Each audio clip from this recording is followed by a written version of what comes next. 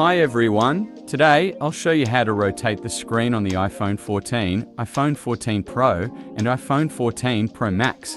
First, make sure screen rotation isn't locked. Swipe down from the top right corner to open Control Center. If the lock icon is red, tap it to enable rotation.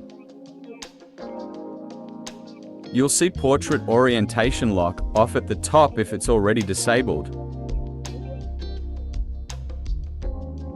Now, let's open Google Chrome.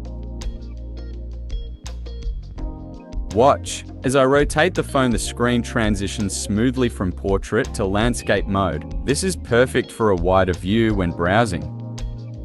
Keep in mind, screen rotation also works in other apps, though some might not support it. If the rotation isn't working, check if the app supports it and ensure that the orientation lock is turned off. And there you have it, easy screen rotation on the iPhone 14 series. Don't forget to subscribe for more tips, and thank you for watching.